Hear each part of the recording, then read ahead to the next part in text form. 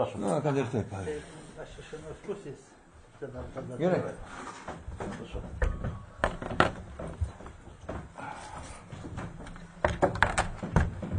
Tai labas rytas, gerbiami kolegos. Taip, smagiai susirinkę šiandien. Ir aš noriu pasakyti, kad mūsų tema šią dieną yra, sakyčiau, keistų pavadinimų. 1000 metų prašėmės ar 1000 metų priešinomės. Šiandien mes kalbėsim apie Lietuvos 1000-mečio šventimą. Ir į šią apvalaus stalo konferenciją mes pasikvietėm labai senus mūsų bendražygius, Sąjūdžio laikų bendražygius. Gediminą Ilgūną, kuris tuo pačiu yra ir pats oficialiausias pareigūnas šiame 1000-mečio šventimo organizavime, ir kitą mūsų kolegą ir draugą iš Kauno Sąjūdžio laikų, Vidmantą Valiušaitį. Abu jie yra kompetitingi kalbėti šią temą, netgi daugiau negu reikėtų. Jie turi aiškias pozicijas šio klausimu, mes neslėpsim, kad šį kartą ieškojom ne tiek panašiai mąstančių žmonių, kiek stiprių oponentų, pačių stipriausių oponentų. Ir mes tikimės, kad kaip tik tai tokį radom, pavyzdžiui, kolegos Vidmanto Valiušaičio vaidmenyje. Na, o dėl Gedimino Ilgūno, tai net ir kalbėti nereikia, aš tik bijau, kad jis gali nebūti oponentų. Taigi, kodėl... Aš iš karto turiu po kalbos opoziciją. Jau. Na, tai to smagiau, to smagiau. Ir iš tikrųjų, aš norėčiau papasakoti ir trumpą istoriją. Kaip čia atsitiko, kad mes priėjome prie šios temos. Na, kaltas plakatas. Eidami su kolega Gedimino prospektu, atsirėmėm į Lietuvos 1000-mečio organizatorių plakatą, kuriame buvo iš tikrųjų keistas tekstas. Tekstas susijęs su 1000-mečio šventimu. Ir ten parašyta: tai kilimas iš ūkų, tai perėjimas iš bevardės egzistencijos į vakarų civilizaciją. Tai Lietuvos pradžia. Arčiausiai čia yra. Žemiau nusileidus, galit pasižiūrėti. Žinoma, užkabino kaip reikia. Tai ką? Iki Brunono Lietuvos nebuvo? Jeigu nebuvo, tai ką tame Kvedlinburgo analų tekste įvardina pavadinimas Lietuva? Tokios genties ar tokios genties žemės mes taip pat nežinom. Galų gale jau vien Lietuvos istorikų pomėgis viską pradėti nuo Mindaugo, arba dabar nuo Kvedlinburgo analų doram lietuviui kelia pasipiktinimą.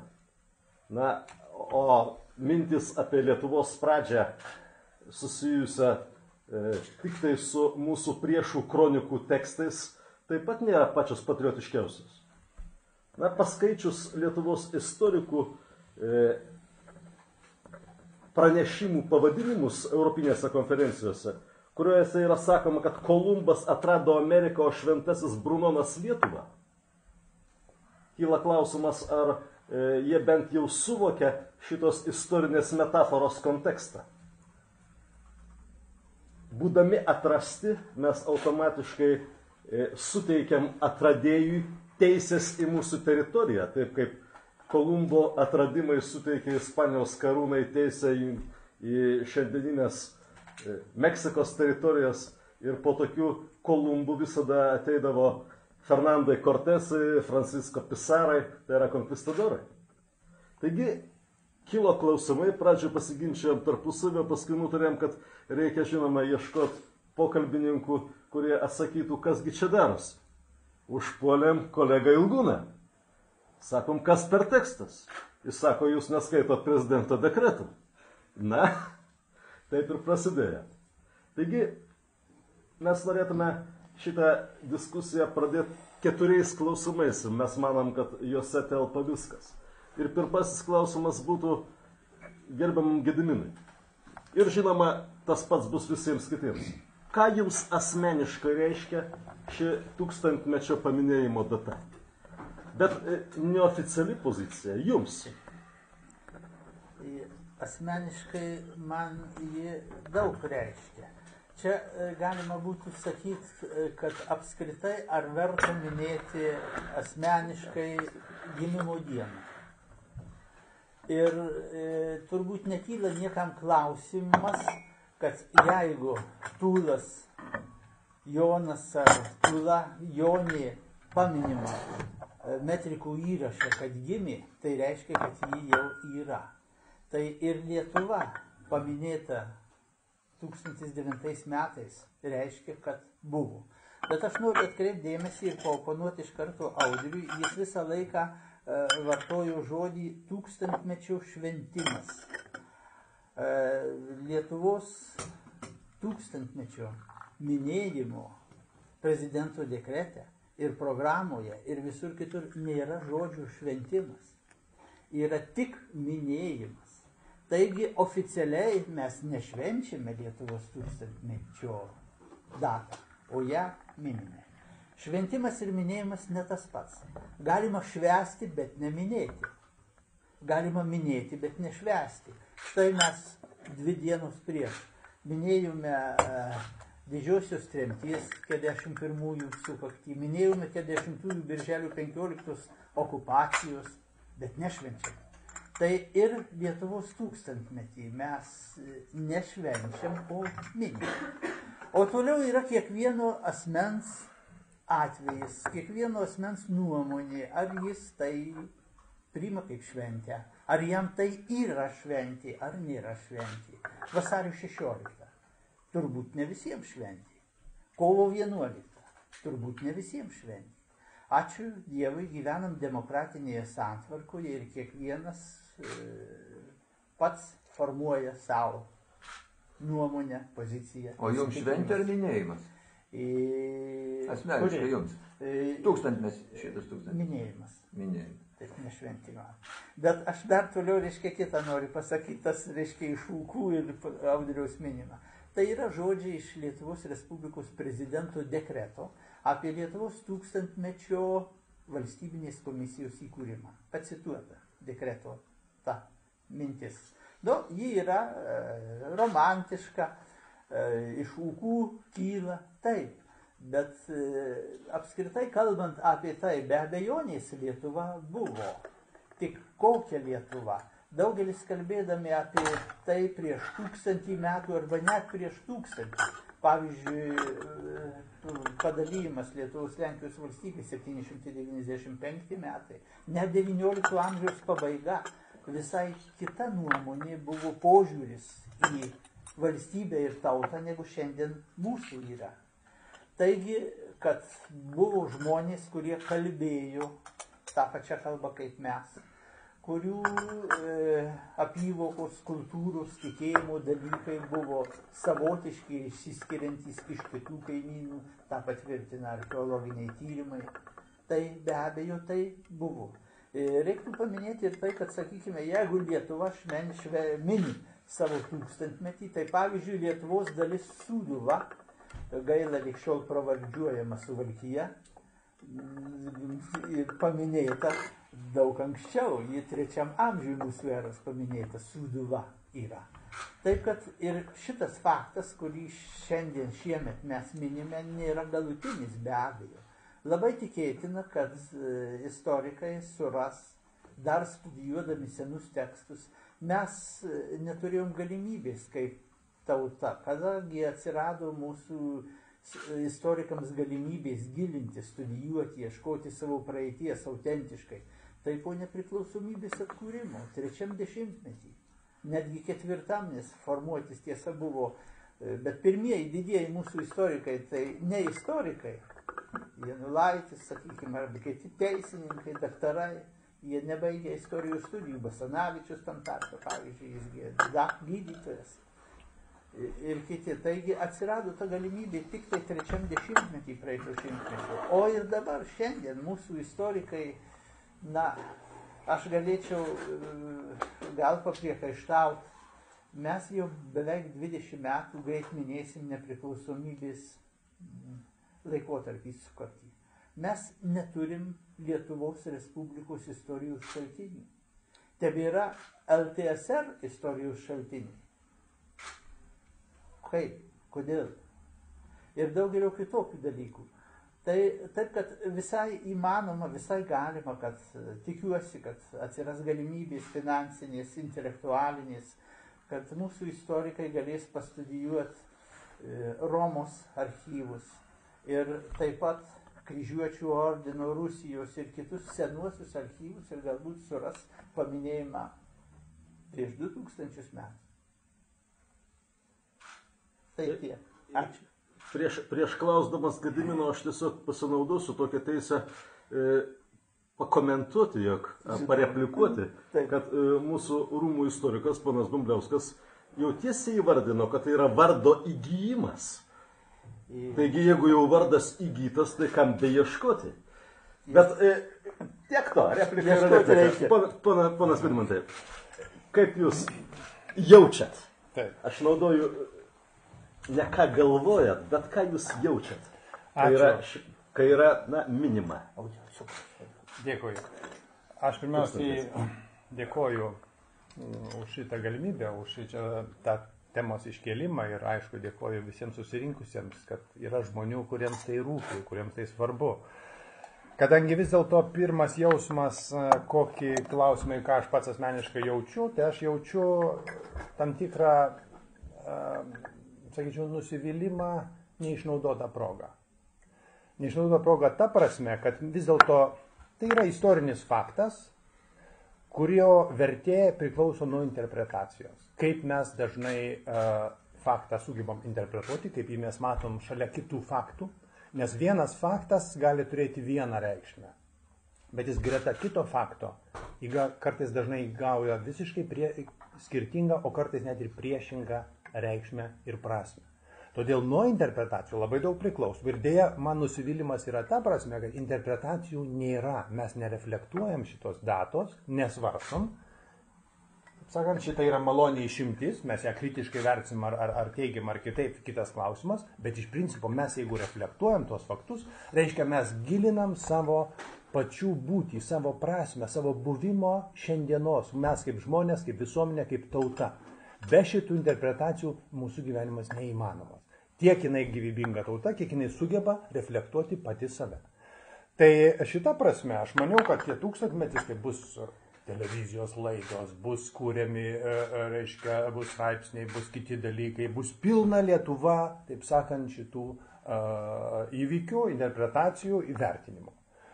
Nes mes vis dėlto į istoriją, kiek jinai bebūtų sena, ar tai būtų 1000 metų, ar būtų praėjusis šimtmetis, mes negalime savęs nukelti. Mes galime panašiai ar labai nepanašiai, bet tik tai apgraibomis apie tos laiką kalbėti, nes visumos, taip kaip ir mūsų laikmečio gyvenimo po 100 metų nebepajėgs suprasti, išgyventi ir atjausti būsimieji žmonės.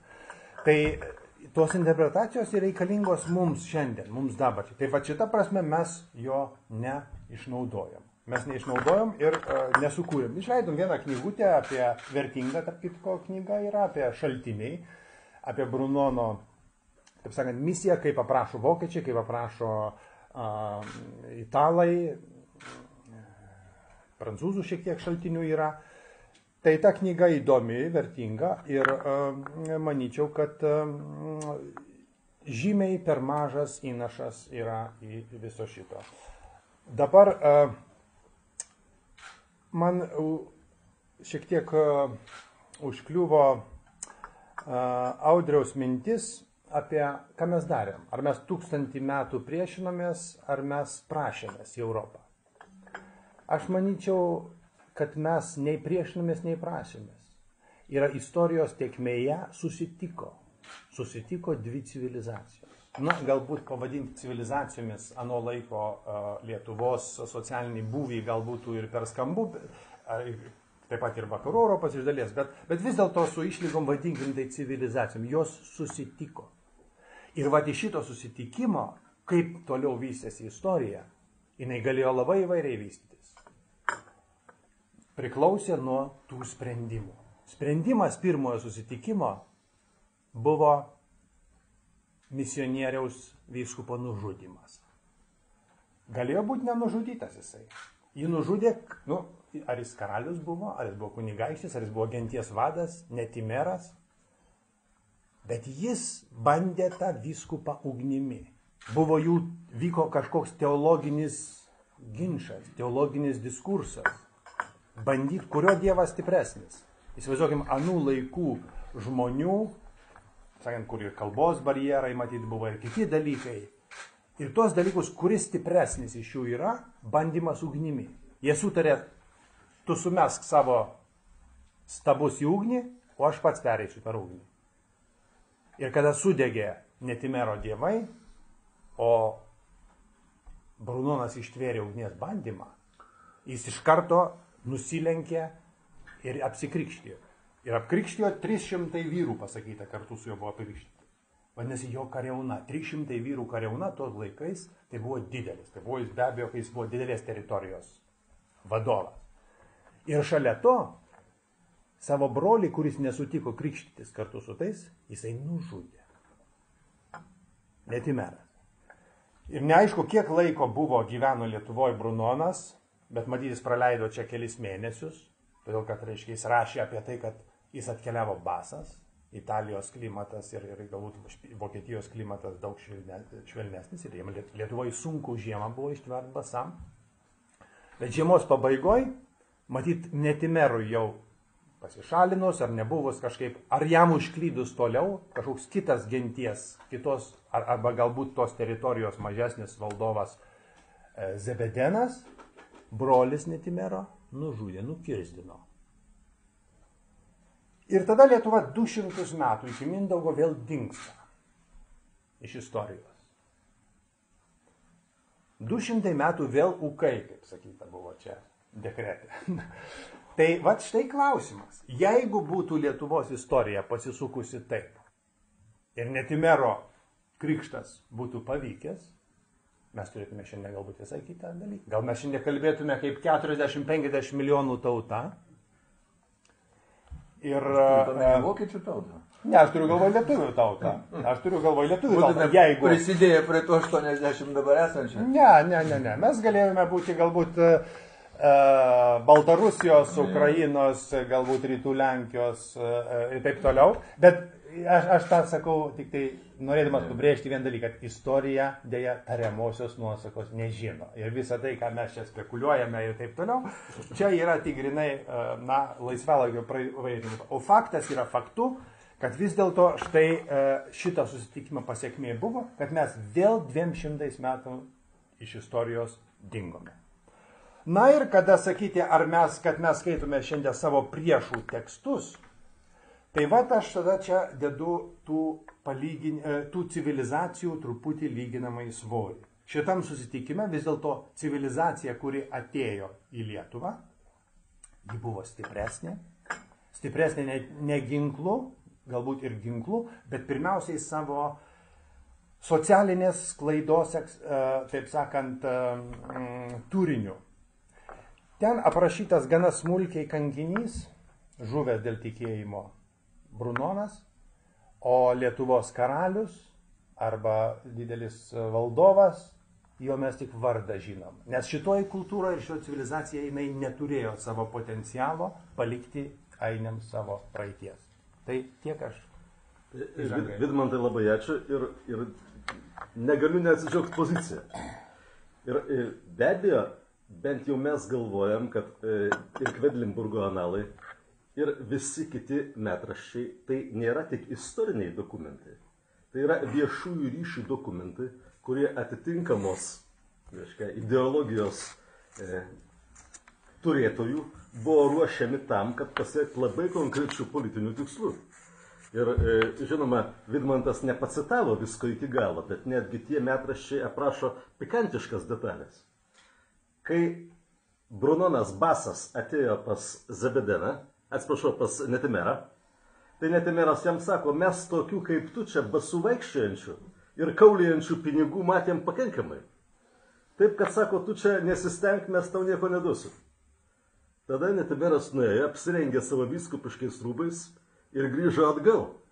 Na ir jau visoje grožybėje prisistatęs, atseit buvo suvoktas ne kaip vargšas prašinėtojas, o kaip rimtas pamokslautojas. Toliau toje pačioje kronikoje yra aprašoma, kaip nukirzdinta Brunono galva įmesta, reiškia, į upelį pradėjo švytėti, dėl ko ją ištraukė, reiškia, žvejai. Aprašoma, kaip, reiškia, nukirzdinant Brunoną aplinkui visa Zebedeno kariauna sustingo ir pavirto druskos stulpais. Kitaip šnekant, tai yra visiška stebuklinė pasaka, skirta tos teritorijos, reiškia, politikams, tam, kad būtų ir toliau finansuojama atitinkama veikla. Tiesa kita pozicija. Ne, bet jeigu galima, turbūt aš irgi papildysiu iš tos pačios kronikos. Bet Paulauskas pyks, kad mes jam nedodam pasisakyti. Bet labai trumpas man ekskursas. Šalia kita ko buvo pasakyta, kad Netimeras bandė jo tikėjimą. Jis jam pasiūlė didelius turtus, kad tu nustotum skelbti savo misijas. Ir dėja jisai turtų atsisakė. Sakė, mano tikėjimo misija yra tikėjimo misija, neturtų daugiau. Be reikalo. Kas buvo adresatas Vidmantai šitos legendos? Ir iškart suprasiu, kodėl tai parašė, o ne kitaip. Rolandai, leisk papasakot kitą istoriją. Yra toks, reiškia, ponas Meingardas, kuris krikštino latvius ir kūrė pirmąją, reiškia, krikščionišką nausėdiją prie Dauguvos. Tai jis prieš eidamas pas latvius nukeliavo pas Polocko knezių ir susitarė su juo, kad tą duoklę, kurisai surinks iš savo, reiškia, ganytinių, pasidalins su Polocko kneziumi. Tai buvo to meto biznis. Nueini, surandi ką krikštyt, apkrikštyji, susirenki pinigus. Na, tiek to. Bet negaliu savo brangiam kolegai neleisti pasakyti, ką jis jau. Aš bijau, kad neteks man pasisakyti. Įdomus dalykas, Vidmantai. Mes susitinkam prie diskusijų stalo praėjus turbūt kokie, nežinau, 20 metų, gal dar daugiau. Nemuno redakcijoje. Paskutinį kartą mes sėdėjom daug metų. Oficialiai. Tai yra žmogus, su kuriuo mes jau prieš 25 metus interpretuodavom įvairius istorinius faktus ir skirtingai matėm juos jau tada. Ir štai praeina 4 amžiaus ir ta takoskyra išlieka. Mes nesipykstam, nesimušam, susitinkam, pasišnekam, bet matymas reikalų skiriasi. Ir ne veltui Vidmanto įžanginiam žodyje aš girdžiu tą mūsų mokyklą. Drąsą pasižiūrėti į įvykius, į faktus iš įvairių pusių. Ir nelaikyti to, kuris kitaip mato, iš karto priešų ir klijuoti jam etiketę. Ach, jeigu tu ne taip galvoji kaip aš, tai tu esi Lietuvos priešas, nedraugas ir taip toliau. O jeigu dabar iš esmės šnekant, šitas 1000-metis minėjimas, aš sutinku, kad tai yra minėjimas, pirmiausia man kelia klausimą, kas yra apskritai istorija. Ar tai yra mokslas, ar tai yra vis tik literatūros žanras tik tai. Nes ką daro istorikai? Ypatingai kalbėdami apie tuos laikus, kurie yra dokumentuoti silpnai. Bet netgi šiek tiek grįžkime į šias dienas. Štai rugsėjo 11. Visų akyse vyko. Bet kas toliau? Tik pat faktas, kad nugriuvo 2 aukšti namai ir Pentagone skylė. Kai pradeda aiškintis, o kas tą padarė, na, dar tuose namuose lėktuvus mes matom, Pentagone jau lėktuvų nėra. Jau prasideda interpretacija. Mūsų akyse tiesioginėme eteryje vyko įvykiai, į kuriuos mes net negalim šiandien atsakyti visi liudininkai. Kas buvo, ko norėjo, išskyrus patį faktą, kad nugriuvo namai. Galų gale mes esam tam tikrą prasme irgi Lietuvos naujausios istorijos kūrėjai. Čia beveik visi 4. 3 esam signatarai nepriklausomybės akto. Kai skaitom apie mūsų pačių darbus, tokių keistų dalykų prisiskaitai. Mes dar gyvi, ateikit paklauskit. Deja, istorikai dažniausiai neteina. Jie jau turi susikūrę mūsų gyvenimo vaizdinį. Ir aš sakau tokią gal kiek rizikingą frazę. faktas yra istoriko priešas. Yra faktų, kurie yra istoriko draugai. Jis juos prie savęs glaudžia. Bet faktai, kurie prieštarauja jo susikurtai vizijai, tuos faktus jis atstumia. Ir taip yra visada. Ir visada tai buvo. Ir istorija yra tiesiog improvizavimas duotų faktų rėmuose. Prieš tai dar atsijojus tuos faktus, kurie į tą improvizaciją netelpa. Jų mes ir stengiamės nematyti. Ir toliau. Susiklosto klanas istorijos aiškintojų. Jie yra vadinami istorikais profesionalais. Ir šitie aiškintojai primeta mums savo interpretaciją. Ir kyla klausimas, o visuomenė turi besąlygiškai pasitikėti jų interpretaciją ir aiškinimu? Ar turi teisę pasižiūrėti taip pat į tuos pačius faktus, kurių labai nedaug? Kiekvienas iš čia sėdinčių jūs galite per porą vakarų visus tos pačius faktus, kuriuos jie interpretuoja, ir jūs galite juos susirinkti. Ir nieko daugiau nežinosit jūs, negu žino tie profesionalūs aiškintojai. Nieko daugiau. Toliau jau priklauso, kaip mes tą priimam. Ir čia nėra laisvalaikio praleidimas, Vidmantai. Vidmantas tą žodį pasakė. Nes yra tas posakis žinomas ne nuo šiandien. Kas valdo praeitį, tas valdo ne tik dabartį, bet ir ateitį. Ir mes šios dienos gyvenime rasim galybę pavyzdžių, kada didžiuliai ginčai, aštrus ginčai dėl praeities, turi lemiančią įtaką šios dienos veiksmams. Ir dėl to labai svarbu, kokį interpretacijos variantą mes pasirenkam. Kam tarnauja ta interpretacija vienokia ir kitokia? O man asmeniškai šitas faktas sako ką? Taip, prieš 1000 metų pirmą kartą datuojama ne mūsų šaltinių, o aš sutikčiau tuometinių mūsų priešų šaltinių. Tuometinių mūsų priešų šaltiniuose pirmą kartą yra datuojamas susidūrimas.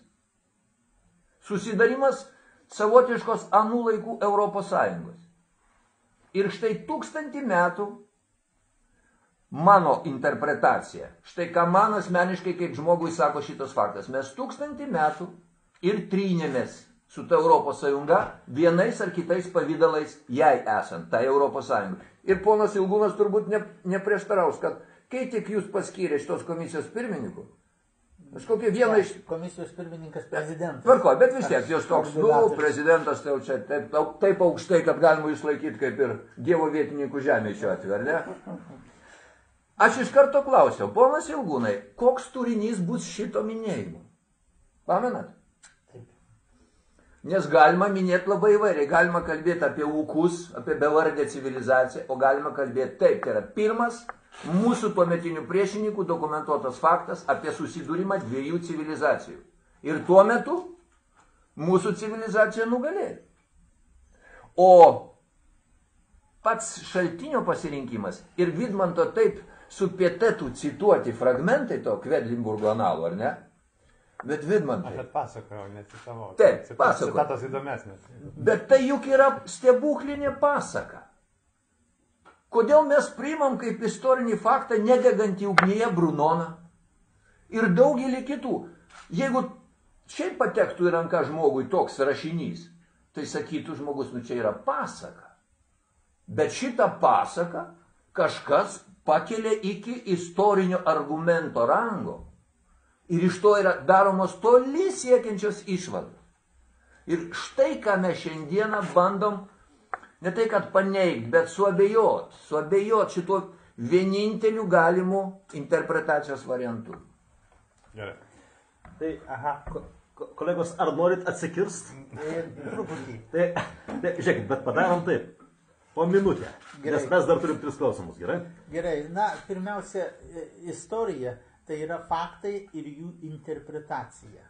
Faktai kalba patys už save ir jų paprastai niekas nenuneigia. O interpretacija labai įvairi, iš visų pusių. Tai čia šiuo atveju taip pat faktas, kad buvo nužudytas Brunonas. O toliau kas, kodėl, kaip, kokios pasiekmės čia interpretacijos, jis gali būti įvairiausios. Tai ir iš tikrųjų labai šaunu, kad šiandien mes apie tai kalbam. Ačiū Dievui, gyvenam demokratinėje visuomenėje. Na ir dar jeigu būtų laiko, čia Vidmanto tas minėtas klausimas, kad jis nusivylęs yra minėjimo mūsų visų tūkstantmečio. Noriu pasakyti, kad 930 metais Lietuva minėjo Vytauto didžiojo mirties 500-asias metinės. Ir nors tada nebuvo valstybinės komisijos, nebuvo jokio finansavimo, šitą datą minėjo visa Lietuva. Garbės reikalas buvo kiekvienam miestui, miesteliui pastatyti paminklą, jie tebestovi šiandien paminklai Vytautui, pasodinti pagaliau ąžuolą arba tiesiog ant akmens iškalti 1430-1930. Taigi ir šitas šiandien buvo prieš 10 metų įkurta valstybinė komisija. Buvo paskatinimas žmogui, tautai, bet gyvenam demokratinėje visuomenėje. Jeigu, kaip sako, dzin žmogui, visuomenėje, tai dzin. Bet paskatinimas yra kiekvienam minėti, kiekvienam suvokti savaip. Pagaliau ir tas plakatas, 3 kardai. Man, pavyzdžiui, keletas yra priekaištavę, kodėl jūs juos parodyt? Kodėl jūs neparodyt ten Rugių varpos, knygos, ar taip toliau, rodot kardus ir dar krūvinas tas visas plakatas. Na, tai iš tikrųjų 1000 metų tai buvo Lietuvos žmonių kova už savo išlikimą. Ir tai, kad mes šiandien čia kalbame lietuviškai, tai reiškia, tų kardų dėka prūsai nekalba. Ir kitos visos baltų gentys, išskiriant lietuvius ir latvius. Aš tik papildysiu, jeigu atsiverstume 30 metų komplektų spaudos, tai mes matytume, kiek buvo rašoma, kaip buvo tas keliamas, kaip buvo nagrinėjamas Vytauto asmenybė. Ir jeigu jūs pažiūrėsite 30 metų, kiek gimė Vytautukų, tai susidarytų armija jų. Taip. Tai štai yra skirtumas. Ir šiandien, kada mes matome, reiškia, LRT ar net kitą televiziją, kur galėtų būti tokios televizijos ir tokios debatai, aš manau, šito dalyko nėra. Tai štai mano nusivylimo priežastis yra. Čia taip sakyti. Rolandai, irgi kaip replika. Be abejo. Kolegos, o jums neateina į galvą, kad priežastis labai paprasta. Kai pradėsi aiškytis, kas atsitiko prieš tą 1000 metų, tai reikės ir pasakyti tikrąjį turinį tos datos. Tai yra nužudytas krikščionių vyskupas. Štai tikroji prasmė. Tai mūsų protėviai davė į kaulus tuometiniai Europos Sąjungai. Ir tai yra visiškai nepolitkorektiška šiandien. Ir neišvengiamai į šitą plotmę išeitų aiškinimas iš šitos datos turinio. Mes visą laiką suksime šioje temoje. Bet aš noriu ją truputį kitaip pakreipti. Žiūrėkit, mes vis tik turim interpretacijas. Ir iš esmės šitą diskusiją yra ne todėl, kad mes minim 1000-metį, o todėl, kad interpretacijos, kurios yra viešai pateikiamos, yra bent jau mūsų požiūriu pakankamai nusižeminusioje pozicijoje parodančios Lietuvą. Kaip jau minėjau, mūsų nebuvo, buvo ūkai. Toliau yra sakoma Bevardė civilizacija, bevardė. Vardo įgyjimas. Lietuva tapo lotyniškosios vakarų civilizacijos dalimi. Cituoju oficialų saitą. Esmė štai kame. Kolegos, visų pirma, tai Lietuva tada netapo vakarų civilizacijos dalim. Po to tęsiasi, jeigu taip žiūrint, tai 250 metų pagal Baturą nuolatinio karo su vakarų pasauliu, vakarų civilizacija. Kitas dalykas. Tai čia netgi nekalbama apie Lietuvą. Viename iš 3, reiškia, šaltinių yra paminima vardas Lietuva ir tik tai kaip paribio teritorija. Lenkai, reiškia, ir vokiečiai, vietą, kurioje buvo nužudytas Brunonas, tapatina su Gžecko miesto teritorija šiandieninėje Lenkijoje, tai yra grinai prūsiška teritorija ir kalba apie prūsus. Ten net lietuviai nepaminėti kaip po tokį. Tiesiog mes matom aiškiai pritemptą teritoriją, aiškiai pritemptą pavadinimą, nes nelabai aišku, ar kalba eina iš tikrųjų apie Lietuvą.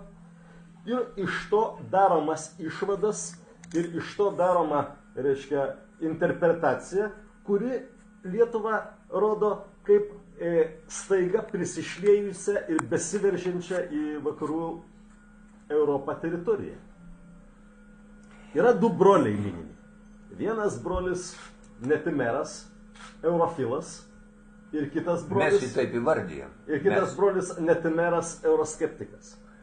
Ir šių brolių pozicija eina iki šios dienos. Taigi klausimas yra sekantis. Ar štai ta interpretacija, kuri tiesiog yra, bent jau mūsų požiūrių, brukama šią dieną Lietuvai.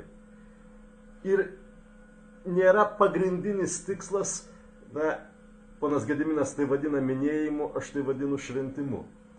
Ar pati interpretacija, kad pagaliau mes tampam ES dalimi ir kad viskas prasidėjo prieš 1000 metų, kad tai yra mūsų judėjimas link vakarų civilizacijos, nėra ta mintis, kurią reikia įgrūsti šiandieniniam žmogui pasąmonę. Aš šiek tiek papildysiu.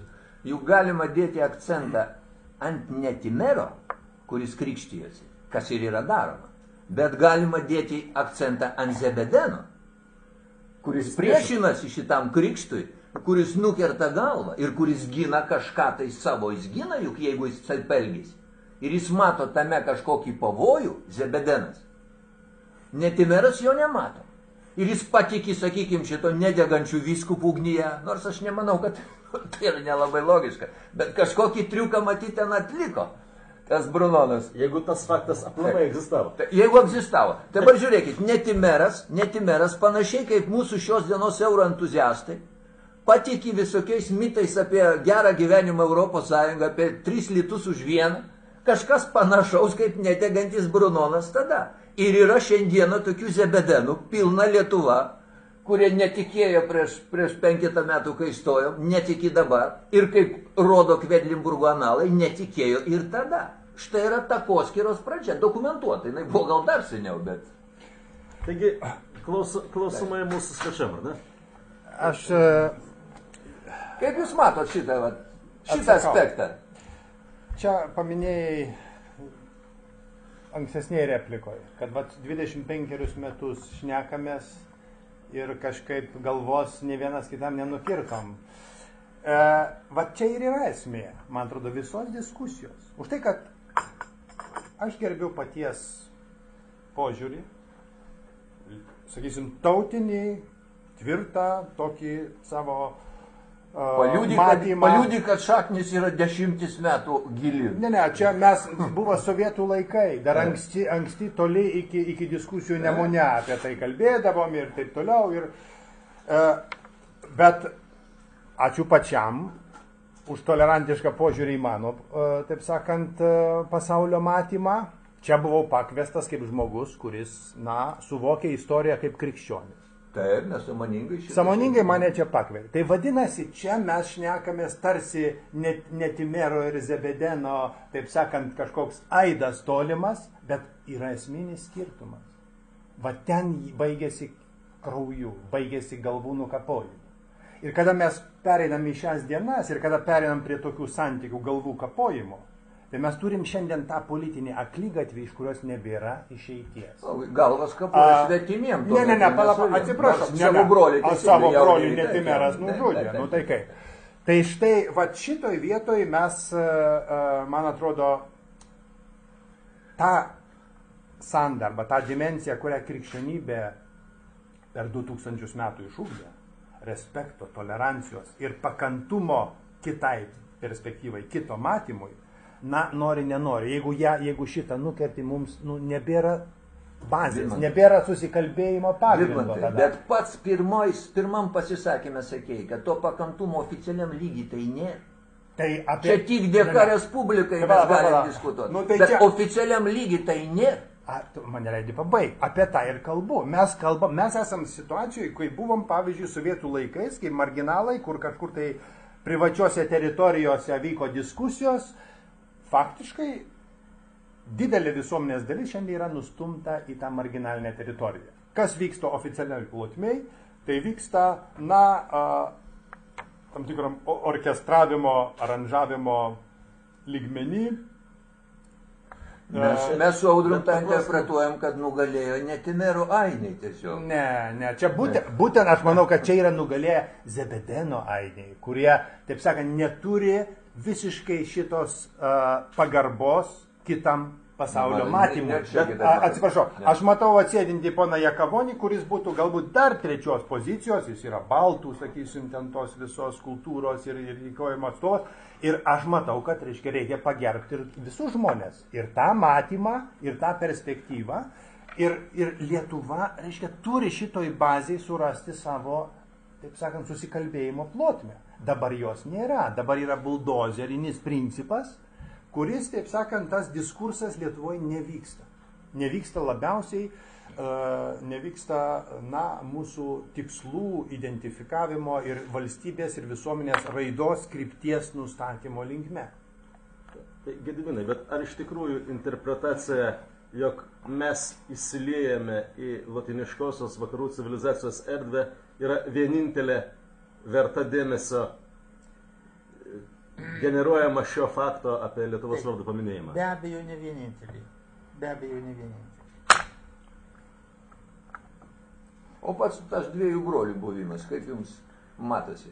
Ar galima interpretacija yra iš Zebedeno taško žiūrint?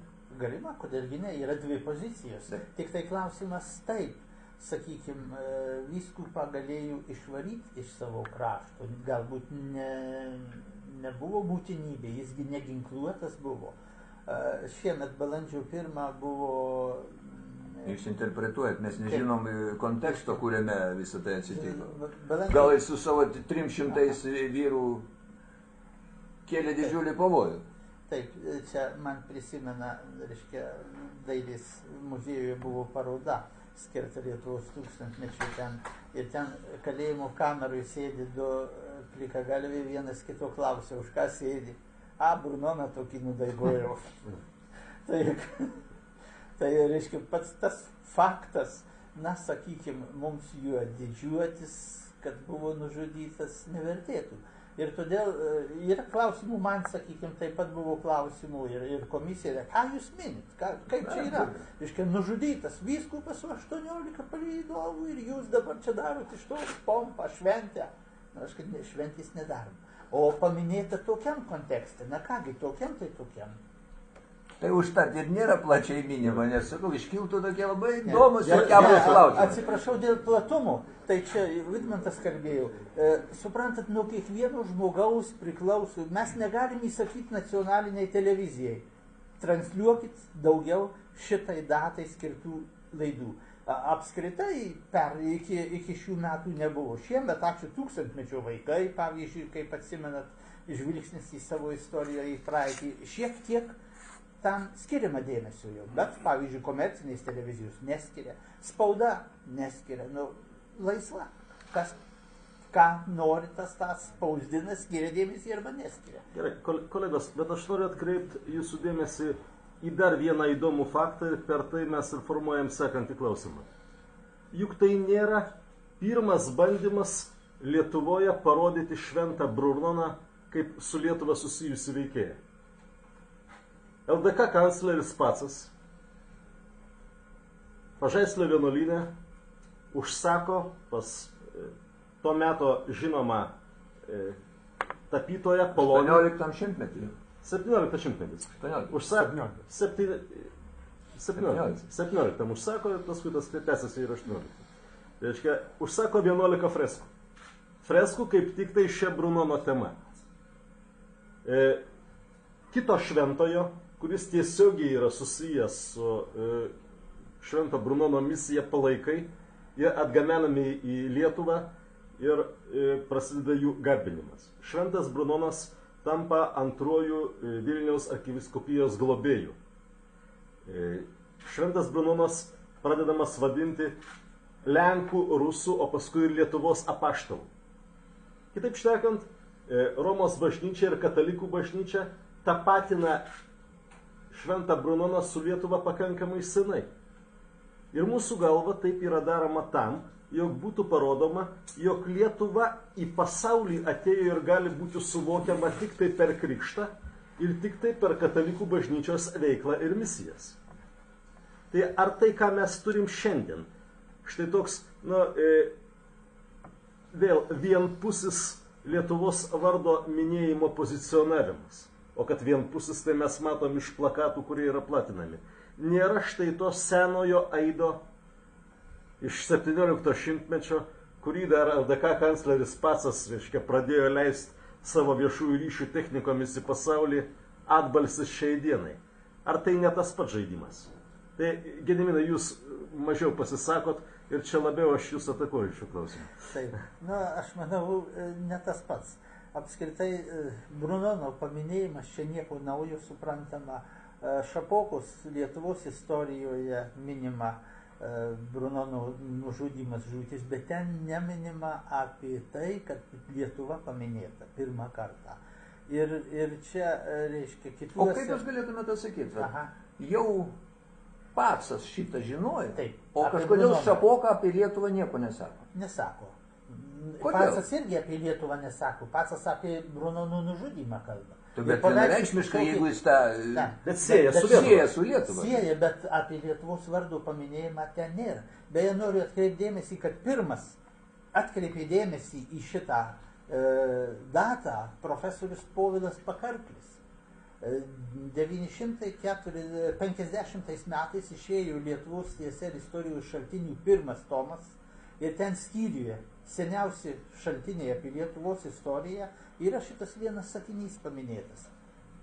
Žinoma, tam nesuteikta dėmesio, tada reikėjo statyti komunizmą visiems.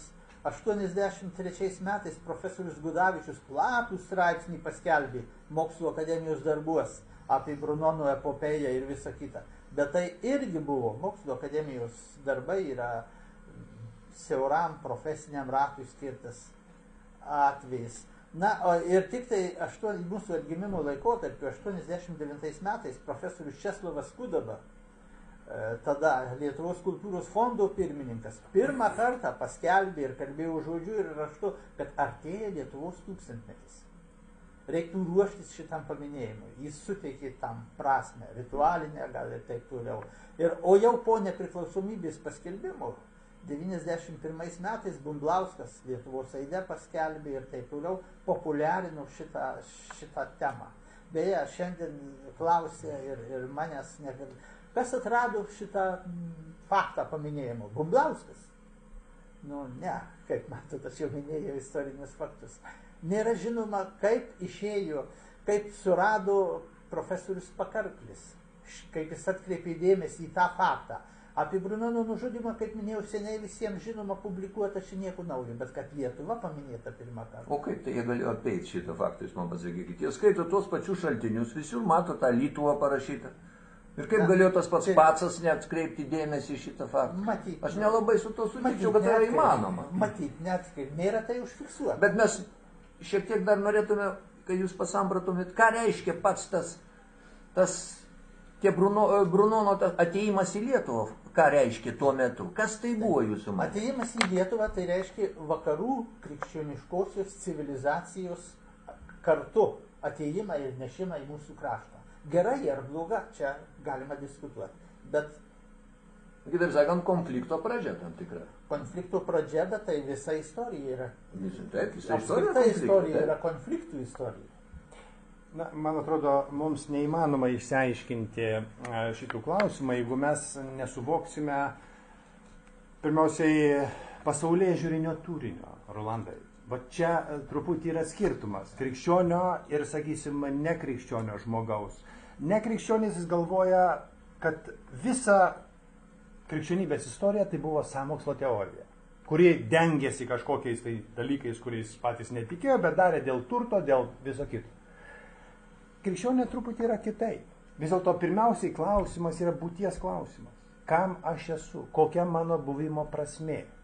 Aišku, reikia suvokti šitą dalyką. Ir ten yra šita vis dėlto sistema 2000 metų gyvena ir labai stipriai argumentuota, labai stipriai pagrįsta, labai dideliai, taip sakant, ir filosofiniai, ir teologiniai didžiulis potencialas.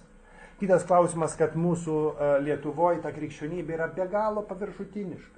Jeigu mes šiandien paklausime, kiek žmonių, kiek lietuvių yra perskaitę tik tai Senąjį testamentą, kurie išminties knygos. Jie net nežino, ką reiškia tos 4 raidės virš kryžiaus, aš dažnai klausiu. Retas, kuri žino. Tai va, apie katalikui nebūtina skaityti, nes ne protestantai, ne? Ne, palauk, matai, jeigu mes užimam tokią poziciją, taip sakant, kitą išjuokti kitą poziciją, kad ten yra kažkokie, tai reiškia, tai susikalbėjimas neįmanoma. Tenas gali užimti priešingą poziciją, kad sakys, šičia nebrendybos, kurie nieko neskaitė, net nepersai švento rašto.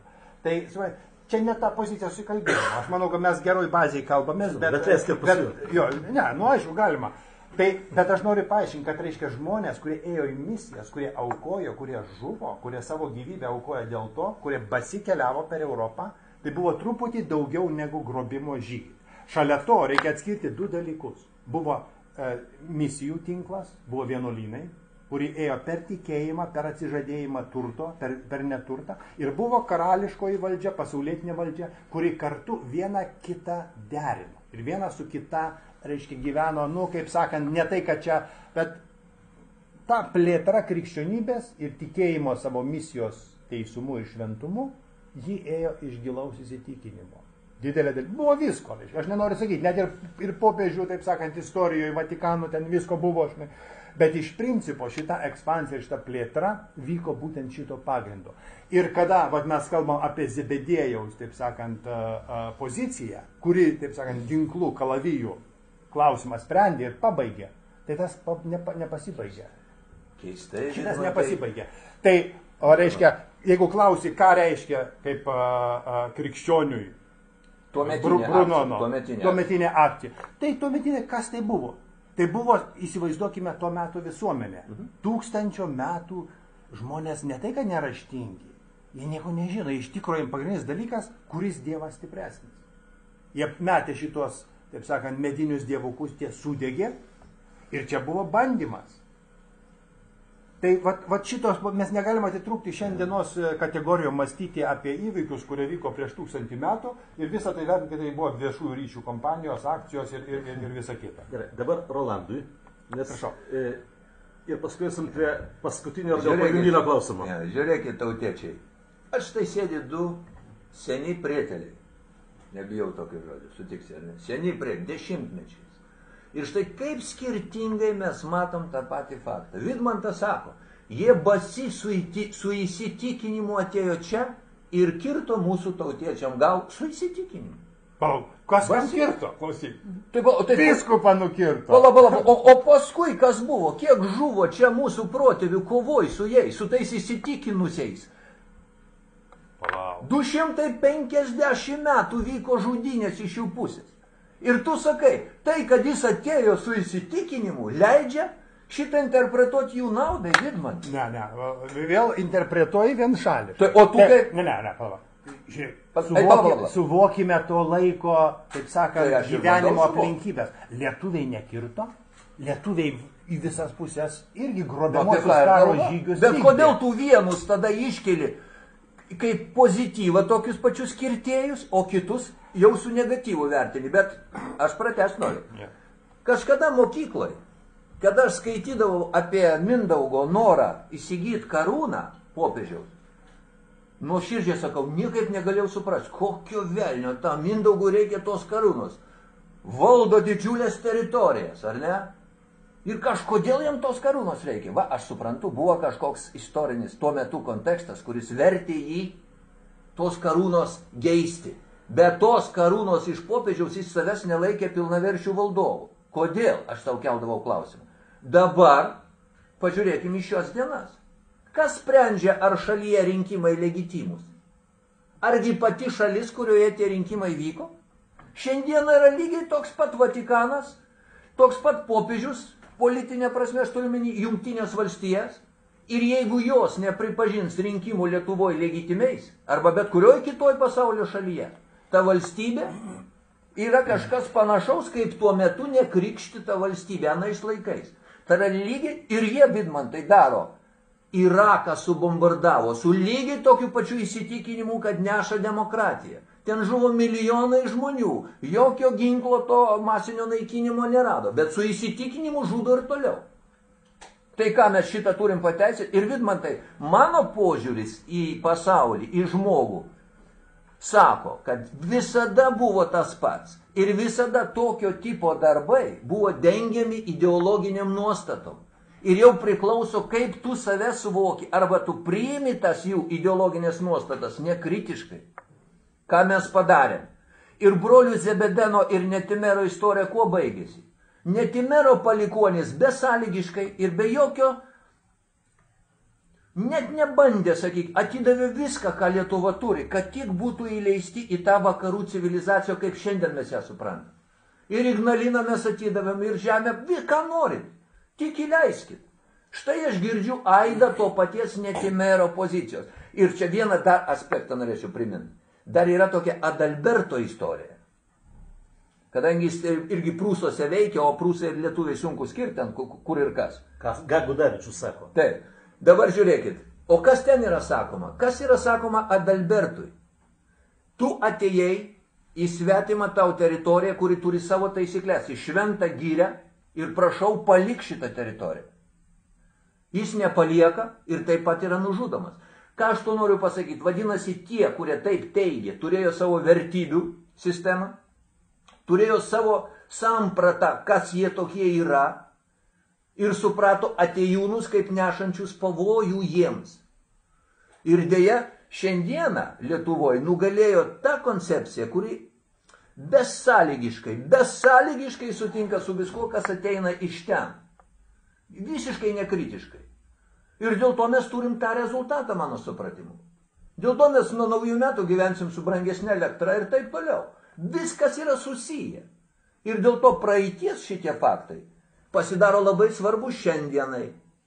Štai kodėl mes būtent tokią interpretaciją norim matyti. Taigi, šiandien prie šio stalo mes turim oficialų valstybės atstovą organizatorių Lietuvos vardo minėjimo renginio. Turim krikščionišką filosofą. Sutiksi, ar ne? Per garsiai pasakyti.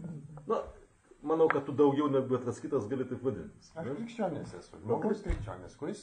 Ir turim du politikus, kurie į istorijos epizodą, bent jau mūsų požiūriu, nelabai pelnytai paversta lūžio momentų Lietuvos istorijoje, žiūri per istoriko vertinimo prizmę. Aš norėčiau šiek tiek paplėsti šitą mintį. Žiūrėkit, būdamas politiku, aš žinoma pabandau išsiaiškinti, o kasgi buvo gerbiamas Brunonas. Taigi, saksų didikas, grafo sūnus, nepaveldėjęs, antras grafo sūnus, nepaveldėjęs titulo, tačiau žmogus priklausantis to meto Šventosios Romos imperijos elitui, įeinantis visur, gavęs visus reikalingus įgaliojimus, popiežiaus įgaliojimus, arkivyskupų įgaliojimus ir tapęs pagonių vyskupų. Solana toks šiuo. Gavęs visus įgaliojimus veikti. Toliau aš pasiaiškinu, ar buvo ir daugiau panašių veikimų. Pasirodo, buvo. Tuo metu kūrėsi Šventoji Romos imperija. Valstybė, kuri siekė visas paribio teritorijas, tokias kaip vengrai, lenkai, rusinai, švedai, kur beje lankėsi gerbiamas Brunonas taip pat, paversti arba bent jau mažiau priešiškomis valstybėmis, arba tiesiog įjungti į šitas teritorijas.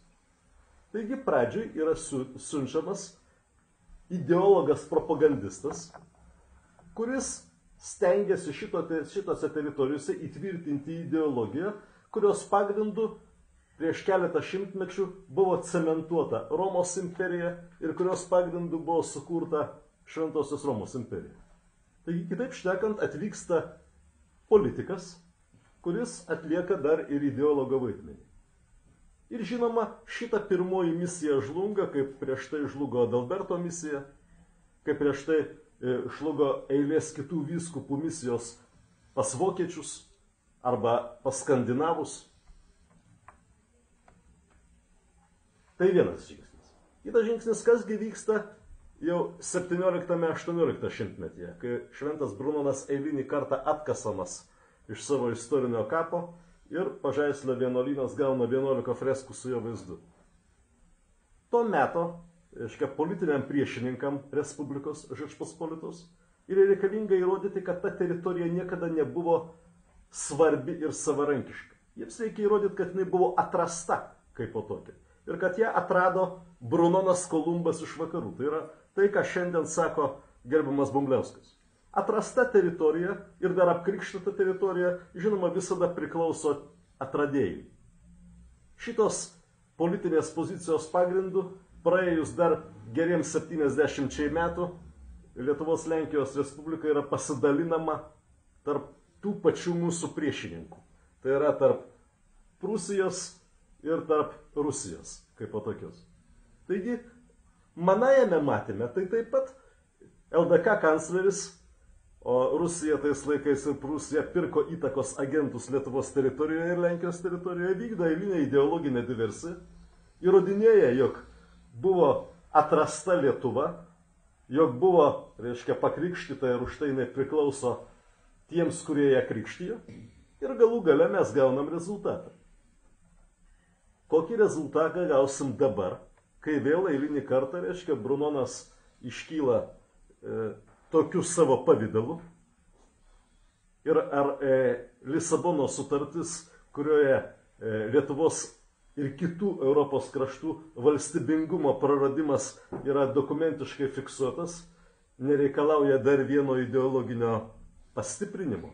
Ar naujai rašomi ir kūriami Europos istorijos vadovėlis, Lietuvos Lenkijos istorijos vadovėlis nėra susiję su šitą istoriją štai taip. Ar ne čia tokio šio įvykio pozicionavimo tikroji prasme? Aš papildysiu šiek tiek apie tos istorijos vadovėlius.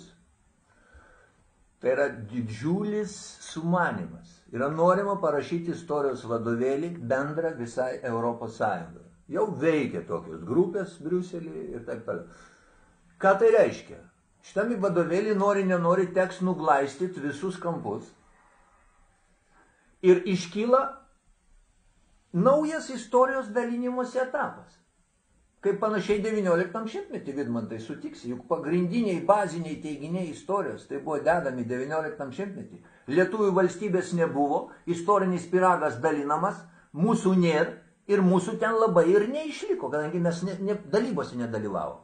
Dabar kažkas panašaus bus vėl. Ir aš skaitęs gana daug medžiagos apie to istorijos vadovėlio kūrimą.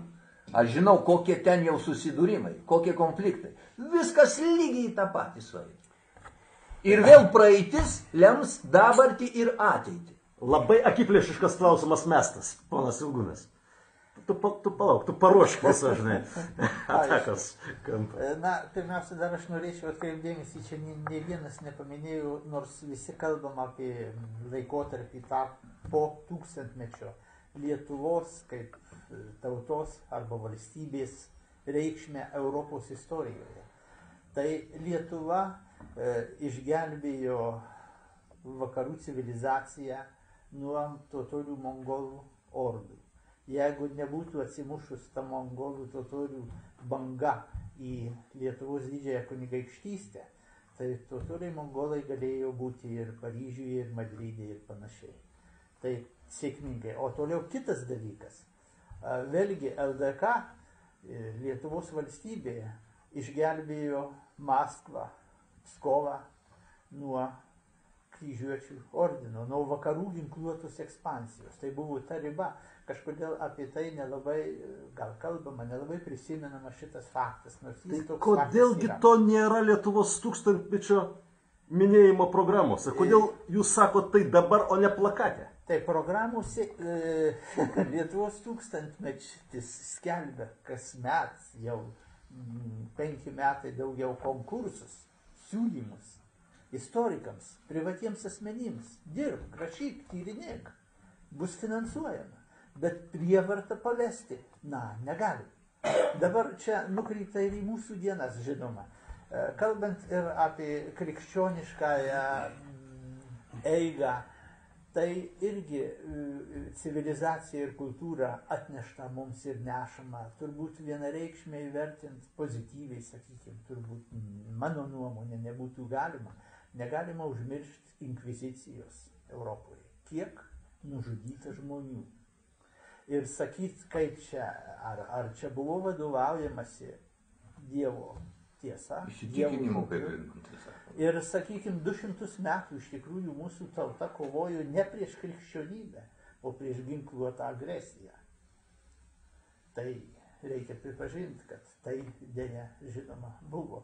O dėl mūsų laikmečių, dėl mūsų dienų, žinot, 19 amžiaus pabaigoje, 895 metais, rašytojas Vincas Pietaris, draudžiamai lietuvių spaudoj, paskelbė straipsnį anksčiau ir dabar.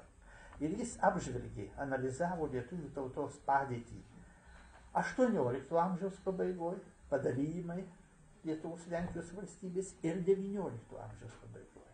Ir jis rašo, kad jeigu 18 amžiaus pabaigoje atrodė, kad lietuviams liko kelios Lietuvai ir lietuviams kaip tautai liko kelios dešimtys metų geriausia ir ištiks prūsų likimas, nes inteligentijos šviesuomenės lietuviškai kalbančios dėl, lietuviškai kalba tik tai beraščiai vyžoti, kaimiečiai, kuriuos pravardžiuoja chamais ir taip toliau.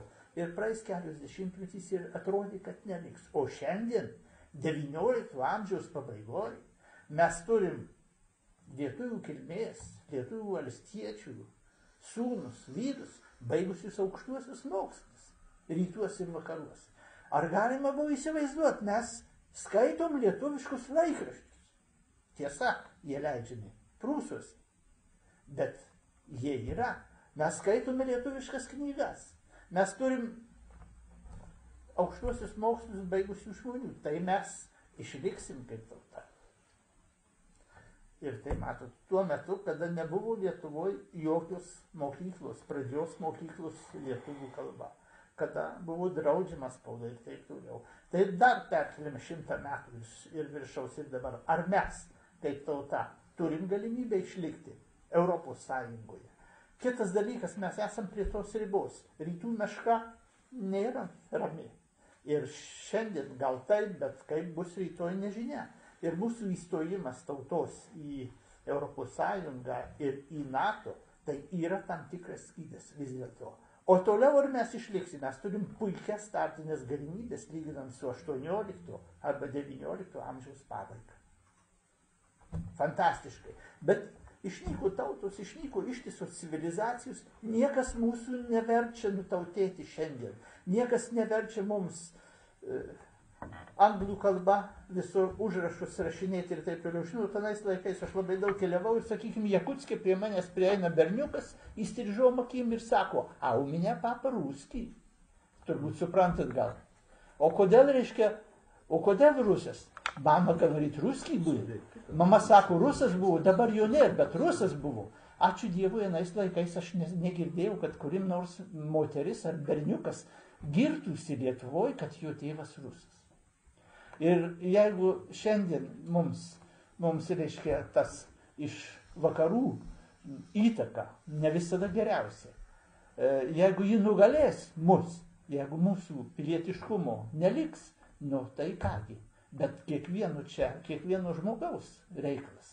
Ar mes suvokiam save kaip asmenybę, kaip tų daugiau kaip 1000 metų gyvenusių žmonių mūsų krašte, mums paliktą skolą. Aš manau, kad kiekvienas mes gimstame ir gyvename ir mirštame su skola tiems, kurie gyveno iki mūsų ir kurie kovojo, dirbo, mirė, kad mes gyventume turtingiau, laisviau, geriau. Ir manau, kad po mūsų išėjimo tada, arba tą minutę klausimas, ar tu prisidėjai kiek nors, ar tu gražinai nors kiek savo skolą. Aš manau, kad mes visi turim prisidėti prie tos skolos gražinimo. Taip, kad aš nematau pavojaus šiandien lietuvių tautai Europos Sąjungoje. Nieks prievarta mūsų neveš nei į Madridą, nei į Romą, kaip į Jakutską arba prie Laptevų jūros. Viskas priklauso nuo mūsų. Prievarta būna kartais labai rafinuota. Vidmantai, prašau. Nu, čia tiek daug interpretacijų ir tiek daug temų paliesavo, kad aš jau užmiršau tą pirmą klausimą, nuo kurio tu pradėjai. Čia visi pasako kažkokios tiesos. Yra pagrindų, yra racijos ir paties, ir Rolando pozicijose, ir jo labiau, ką kalba kolega Gediminas. Bet man visada truputį tartinai atrodo tokios labai platų šuoliai istoriniai, kada mes čia apie Zebediną ir Netimerą ir staiga paskui prie Ignalinos uždarimo. Tai nori, nenori dalykai kartais būna pritemti ir tos paralelės. Čia baigia Gediminas savo tokiais švietimo problemomis. Man atrodo, kad būtent šitų dviejų civilizacijų susitikimas ir, sakykime, tos lietuviškosios, kas be abejo buvo nuostolis, mes per istorijos šimtmečius daug lietuviškų dalykų praradome, autentiškos kultūros, ką mes turėjome, mes jos neatsimename, nežinome, jį liko neužrašyta. Tai truputį ir atskleidžia, kad vis dėlto jos šitos civilizacijos silpnumą, čia vis dėlto kaip ir gamtoje išlikimas buvo. Ar jinai ras formų savo, taip sakant, valstybingumo ir socialinės sanklodos formas pratęsti iš kartos į kartą, apsiginti nuo priešų ir pratęsti, ar neras. Ir dėja nerado. Nors buvo didelė, Vytauto laikais valstybė, jinai buvo stipresnė, didesnė už Rusiją, bet jie savivokos nebuvo. Jeigu tu nenori, bet krikščionybė prie visų trūkumų, kurie čia buvo išvardinti, jinai sukūrė švietimo sistemą. Švietimo sistemą, ugdymo, asmenybės vystymo, visa kultūra, raštingumas vyko vienuolynuose ir universitetuose, per kur ėjo. Lietuva šito neturėjo, jinai iki Žečpospolito žlugimo laikų buvo faktiškai, mažai pas Europai buvo tokių valstybių atsilikusių švietimo sistemai. Paskutiniais metais, desperatiškai, paskui buvo ta kuriama švietimo komisija, kur bandė kažką daryti, bet jau buvo viskas per vėlu. Jau nebuvo įmanoma nieko padaryti. Nebebuvo šviesuomenės, nebebuvo intelektinio potencialo, kuris sugebėtų tą valstybę suvaldyti ir apginti. Pažiūrėkit, nobilitetą, jeigu imsime vakarų Europos šalyse, tai buvo 2-3%. Lietuvoje bajorų buvo 10-12, niekas dirbti nenorėjo. Paskui net kariauti nebenorėjo. Samdė valstiečius, kad eitų už juos kariauti, o jie norėjo tik posėdžiauti ir vetų teisę naudoti. Tai buvo tobula anarchija ir logiškas dėsninga baigtis. Tai va šiandienos problemas, kai mes grįžtam, tai mes iš tų istorinių pamokų turim pasimokyti, kad tas mūsų šiandieninis nobilitetas kabutėse, jisai neliktų vienas su savo, taip sakant, baudžiauninkus pavertęs visus kitus. Ir užčiaupęs ir užgniaužęs. Nes 40 metų padėtis rodė, kad didžiausi pavojai buvo būtent viduj. Nebebuvo kam valstybės gimti. Režimas buvo bankrutavęs Smetonos. Praktiškai nebebuvo, dėl ko neskyrė, bijojo priešintis, bijo, kad nebeklausys. Nes režimas buvo korumpuotas, taip pat, reiškia, prisitaikėlis ir pataikūnais apspitęs. Ir ne viena ryškesnė, stipresnė asmenybė nuo 26 metų perversmo iki 40 metų netėjo į valstybės valdymo grandis. Nes jiems neleido. Nes jiems neleido. Visus kitus buvo, taip sakant, priemonės. Tai va štai iš šitų istorinių pamokų mes labai daug galima išmokti. Ir aš manau, kad jeigu jūs, kaip pasakėt, kaip politikai kalbate iš čia, tai klausimas dabar jūsų tikslas viso to, nes politikai turi tikslą. Tai jeigu tikslas yra sutelkti Lietuvos visuomenę ir duoti išgirsti visas pozicijas, jas išvertinti, integruoti į valstybės ir visuomenės ugdymo programas, va čia tada jūsų geras tikslas. Bet jeigu jūsų tikslas yra pasinaudoti, atmesti visus kitus, bet savo liniją pravesti ir paimti valdžią, kad, taip sakant, jūs turėtumėt savo kortose jėgos struktūras, išteklius ir taip toliau, tai toks tikslas abejotinas. Nes man atrodo, mažoms tautoms, mažoms valstybėms, kokie esame mes, yra nepaprastai svarbu konsoliduoti visuomenę, kad būtų palaikymas. Kodėl sugeba Danai turėti 80% pasitikėjimą parlamentu, o mes turime tik tai 3-7%. Tai čia yra tai tas signalizuoja apie kažkokias struktūrinės, sisteminės mūsų valstybės problemas.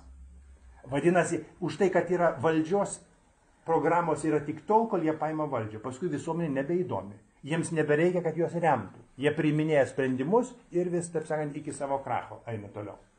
Mes labai gerai atėjom, bet aš tik noriu pasakyti, kad pagrindinis klausimas buvo vienas. Kodėl menkavertiškumo komplekso, sakyčiau, vergiška pozicija, padiktavusi interpretacijas, jog mūsų nebuvo, jog mes buvom pelkių maumai, sėdėjom ūkuose, tampa oficialia Lietuvos vardo minėtojų pozicija, o ne tai, ką pasako čia, reiškia, Gediminas, mūsų senas bičiulis ir draugas tada, kai mes tiesiog verčiam pasakyti, kuo mes buvom iš tikrųjų. Kodėl, sakykime, nuo Dionizo Poškos laikų egzistuoja du poliai. Ir taip vadinami neprofesionalai, kurie aiškiai turi politinį tikslą. Paduoti Lietuvai šansą dalyvauti tose istorijos dalybose taip, kad mes galėtume pretenduoti į baltų palikimą, yra vienoje pusėje, o taip save vadinantis profesionalai. Ne tik tai, kad neieško Lietuvos tuose miglose ir rūkuose, bet vadina tai baltų Atlantidos paieškomis, cituoju Bumbliauską, reiškia ir uždaro klausimą iš viso. Nors atsakymų yra galbūt daugiau negu reikėtų tam, kad pradėti rimtą tyrimą ir studiją. Tai vienintelis klausimas, kurį mes užduodam šiandien. Ir aš tęsdamas Audriu. Žiūrėkit. Vat Vidmantas sako, kad susidūrė dvi nelygiavertės civilizacijos. Lyg taip ir atrodytų. Ir aišku, kad ta krikščioniškoji nugalėjo. Na, šitai būtų sunku neigti. Tai akivaizdu yra. Bet ponas Ilgūnas sako, apgynėm ir vakarus nuo mongolų, ir rytus nuo vakarų. Ką visą tai rodo? Jeigu Lietuva, kaip ten jinai tuo metu beatrodė, sugebėjo 250 metų kaip minimum gintis nuo centralizuotos atakos iš vakarų, nuo centralizuotos atakos iš rytų, tai šitas faktas man, nusakykit, ką norit, jis yra logiškas įrodymas, kad čia egzistavusi civilizacija, baltiškoji, paimkim plačiau, jinai buvo mažiausiai tolygi anuometiniai esančiai vakaruose.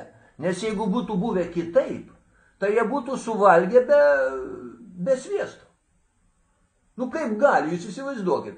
Visą Europą popiežius organizuoja kryžiaus žygius prieš Lietuvą ir Lietuva laikosi šimtmečius. Jeigu jinai būtų iš tikrųjų maumų teritorija, bevardė civilizacija, kaip mums siūlo galvoti, kokiu būdu jinai galėjo atsilaikyti. Vadinasi, jinai turėjo būti tiek ginklų tolygi, vakarų civilizacijai tuo metu, ir rytų beje taip pat, ir turėjo būti ir dvasios prasme tolygi, nes šimtmečius be ideologijos neatsilaikysi. Ir teisingai Audrius sakė, ką daro tuometinė Europos Sąjunga, Šventoji Romos imperija, ginklų jinai nugalėti negali pagonių. Ginklų nepavyksta nugalėti. Ir galų gale Žalgirio mūšyje tai ginklų yra suduodamas mirtinas smūgis ordinui. Tada kas yra daroma? Yra veikiama iš vidaus, yra sulaužoma dvasia, yra primetama visiškai kita ideologija. Ir va tada jau ir ginklo nebereikia.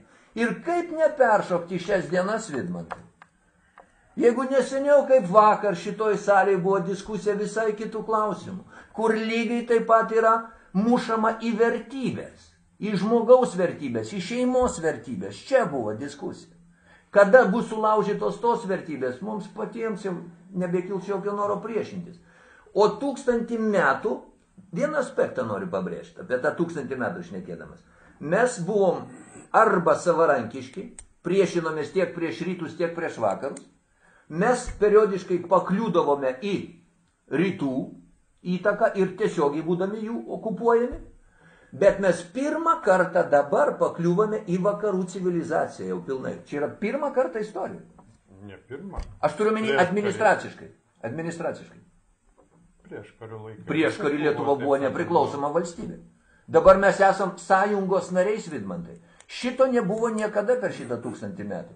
Tai jeigu sakyt, koks rezultatas to 1000 metų, nuo Brunono pradedant, mes pirmą kartą galų gale į tą Šventąją Romos imperiją pakliuvom jau tiesiogiai. Bet yra vienas pikantiškas momentas. Yra mūsų kaiminė Baltarusija. Aš jau esu tą faktą sakęs, tą mintį teisingiau ir pakartosiu čia. Baltarusijos valstybė tai yra tos buvusios baltų gyvento arealo dalis. Ir LDK dalis, Lietuvos didžiosios kunigaikštystės.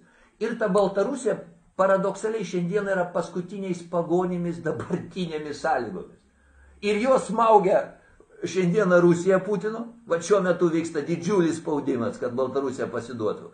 Ir jos spaudžia vakarai.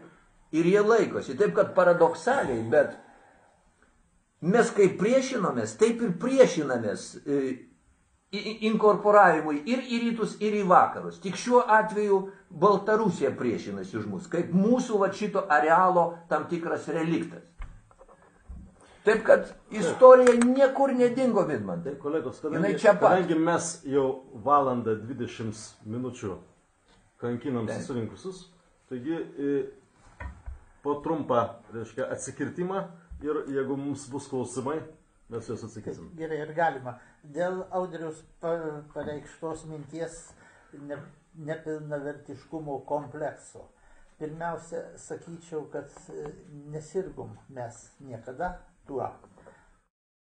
Ir lietuvių tauta, o ir čia mes esam buvę. Ponas jau, palaukit. Leisk užbaigti, nepertrauk.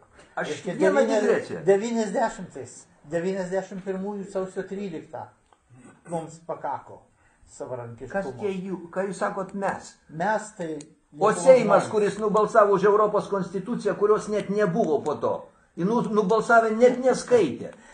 Tai čia yra kas, pilnavertiškumo kompleksas? Tu man neleidai užbaigti. Paskui užmiršiu tiesiog. Aišku. Tai, kad mes po 120 metų juodos cariniais priespaudos, po 3 sukilimų, po to po bandymų mus nutautinti, beje, po 863 metų sukilimo, po spaudos draudimo metais, veiveriai tokie yra tarp Kauno ir Marijampolės. Ten buvo pašto stotis, po sukilimo įkurta buvo mokytojų seminarija Lietuvoje gyvenantiems žmonėms rusinimui. Ir tos apie 880 metus tos gimnazijos direktorius, atėjęs iš Veiverių gatvės, mokytojams sako, žinot, manau, kad mūsų misija surusinti Lietuvą yra įvykdyta. Nes Veiverių gatvėje aš girdėjau vaikus besikeikiančius rusiškai, pamatuškie.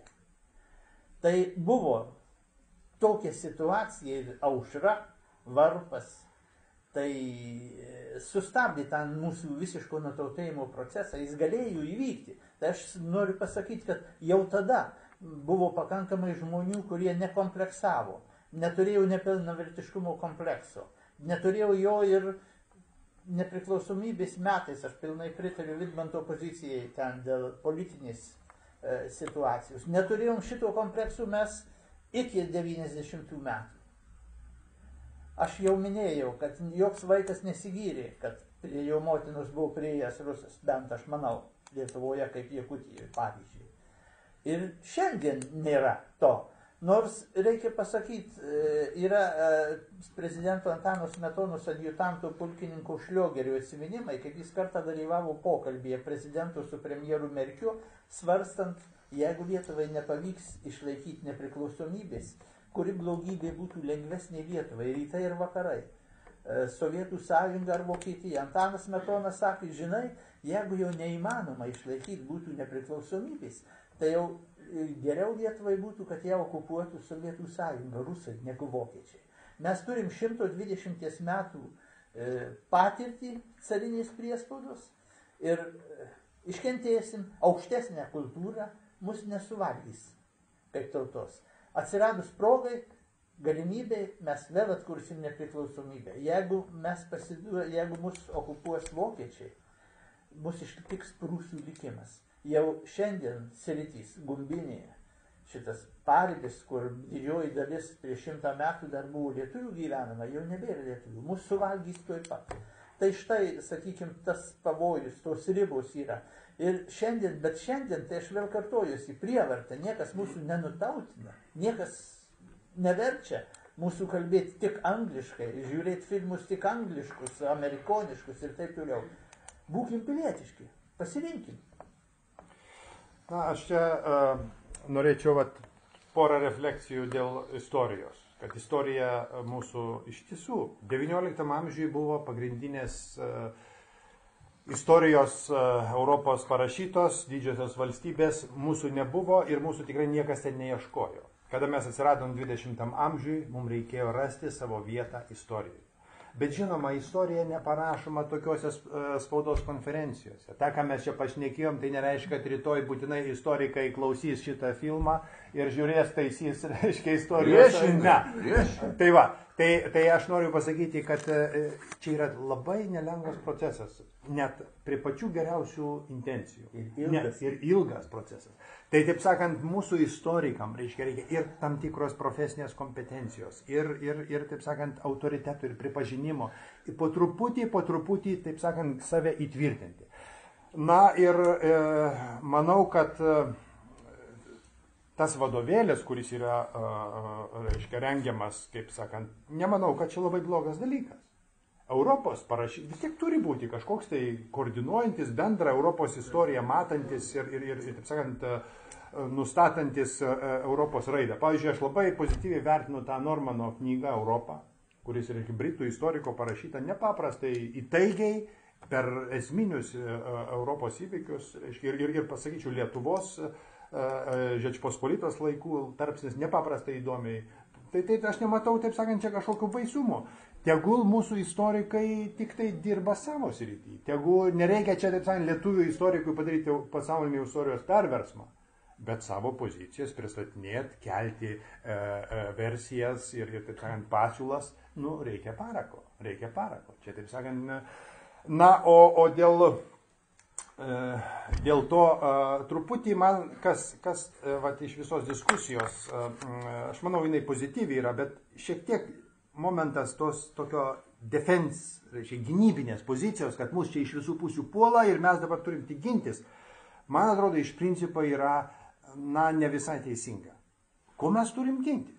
Mes turim eiti su savo į tą Europą, turim eiti į tą į rytus, jeigu reikia, bet su savo lietuvišku orumu, su pasitikėjimu, to, ką mes darom, su savo vertybėm. Bet jeigu mes jų neturim, jeigu čia, kaip sako, vakar vyko, nežinau, kas čia vyko, bet reiškia apie šeimą kalba, kad čia iš Europos ateina šeimos griovimas, tai mes čia truputį prieštaram patys savo. Iš vienos pusės krikščionybė, kuri kaip tik šeimą stiprina ir kaip tik sako apie šeimos vertybės ir žmonos dorovinę poziciją, tai man įmant, reiškia, ar čia yra kažkaip, čia visa ta gėjų byla dabar iškelta, ar čia olele kultūra, man yra iš esmės tas pats. Ir tos pačios plotmės. Krikščioniui tai yra nuodėmė, abi pusės nuodėmė. Ir jeigu vieną neigio, ir čia pat reiškia olelė kola ir visa kita, ir po to eina visa industrija pornografijos, tai atsiprašau, kur čia yra tos vertybės?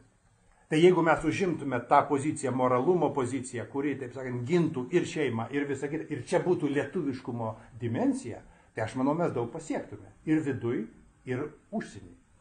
Bet kad mes neapsisprendžiam, mes, reiškia, blaškomės tarp tokių kažkokių kraštutinumų ir vieną neigiam labai azartiškai, o kitą kažką labai azartiškai teigiam, bet galų gale nesusikalbam tarpusavį.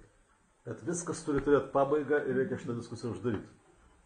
Ir aš tiesiog noriu dar kartą fiksuoti mūsų poziciją. Jinai paprasta.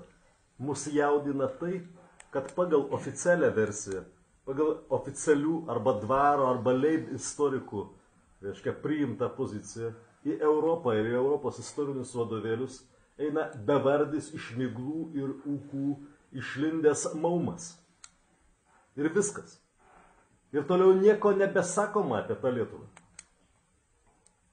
Ir mes rašom, aš to ir pabaigsiu, iš visuomenės, iš mūsų, atimamas svarbiausias suvokimas. Mūsų protėviai turėjo ideologiją, vertybės, tikėjimo sistemą, kurias gynė ištisus 250 metų. Senosios Europos dievai, senosios nekrikščioniškos Europos civilizacija kovojo už teisę išlikti mūsų protėvių rankomis. Civilizacijų riba ir fronto linija ėjo Nemunu. Ir tai vienintelis dalykas, kurį mes norim pasakyti. Kad mes nebuvom niekieno atrasti, mes buvom. Ir mes turėjom savas vertybės. Ir kad tai yra vienintelė verta dėmesio Lietuvos vardo paminėjimo prasme. Taigi, ačiū už tai, kas mūsų Vienas ir tai, kad Vidmantas teisus, mūsų protėviai nesugebėjo tada rasti priemonių tas vertybės apginti, dėl to ir pralaimėjo tą civilizaciją. Tai lygiai taip pat, jeigu mes šiandieną nesuvoksim, kokios yra vertybės šiandien mums svarbios, mums kaip tautai, ir neginsim tų vertybių, mes lygiai taip pat pralaimėsim. Ar mes būsim rytuose ar vakaruose. Gerai, tai ačiū tiem, kas klausė, ir jeigu būtų mums klausimų, tai mes mielai pasidalinsim. Prašau. Vieną klausimą tik tai. Paralelę suvedėt tarp 930 metų šventimo Vytauto mirties ir šiandieninio šventimo. Man atrodo, kad tai yra šventimas, kadangi paėmus 30 metus, kiek buvo pristatyta Vytautų paminklų, tai turbūt būtų tik 10 dalis to biudžeto sunaudota, kas buvo sunaudota paleidžiant tūkstantmečio fejerverkus į dangų. Bet kodėl prisirišta būtent prie šios datos tūkstantmečio? Juk Brunonas ėjo ne į vakumą, ėjo žinodamas, kad čia kažkokios tai žemės yra, kad čia yra karaliukai arba vietininkai. Reiškia, jau čia vidurė gyvenimas, jau, kiek žinoma, ir prekybos keliai ir visa kita. Jeigu rytoj bus atrasta kitose analuose, kad Lietuvai yra 1500 ar 2000 metų, tai šitas šventimas nebeteks vertės. Mes pradėsime švęsti 2000 metų. Tai, man atrodo, galbūt reikėjo truputį atsargiau su šita data, ne taip pompastiškai ją minėti ir švęsti. Ačiū, tai turbūt suprantu, kad čia 2 minutės. Gerai, taip. Na, pirmiausia, tie fejerverkai, kaip jūs minėjote, čia ne tūkstantmečio programos. Čia yra Vilnius Europos kultūros sostinė. Lietuvos tūkstantmečio programai per 10 metų yra paskirta 260 milijonų. 10 metų. Tam tarp ir valdovų rūmai, ir nacionalinė galerija, ir Kauno prisikėlimų bažnyčia, čia ir Vytauto muziejus ir taip toliau. O Vekso patvirtinta programa vyriausybės 290 milijonų. Tai štai jums palyginimai. Vieniem metam. Sutinku, tačiau Veksui jį tapo tada, kada buvo minimas tūkstantmetis. Bet čia yra skirtingos programos, skirtingi klausimai, skirtingas administravimas. Ar kartą buvo prisirišti prie šitos? Ačiū. Ar dar bus klausimų? Prisirišti prie šitos datos, aš manau, buvo verta, nes šiandien kitos nežinom. Taip? O šiaip jau, dėl Audriaus išsakytos minties, ar mes taip iš tikrųjų kažkokie atsiradom iš niekur, kaip mes čia atėjom į tą tūkstantmečio minėjimą, noriu dar pasakyti, kad ėjom mes pasitikti šitą tūkstantmetį, aš vengiu švęsti, bet pasitikti ir minėti su Justinu Marcinkevičiaus Mindaugo Mažvydu katedra. Nesu tuščia vieta, nesu tuščia knyga. Ir tūkstantmečio minėjimo programoje niekur nėra to nepilnavertiškumo ar bandymo pasakyti, kad mes kažkokie laukiniai prieš 1000 metų. Lakate pas jūs parašyti. Tai... 3 sakiniais visas požiūris į save ten yra parodytas. Bet pažiūrėkime, kas yra tas prezidento dekretas. Kažkoks jo tenai... Vidmantai parašė, pateikė, pasirašė. Vidmantai, bet žmogus su kitokia sąmonė nepraleistų tokio teksto. Tai čia jau kitas klausimas. Apie tai tik ir šneka, apie sąmonės pasirinkimą. Kuo tu save laikai? Gerai, tai ačiū labai visiems ir prašau dalyvaukit kitose mūsų organizuojamose diskusijose.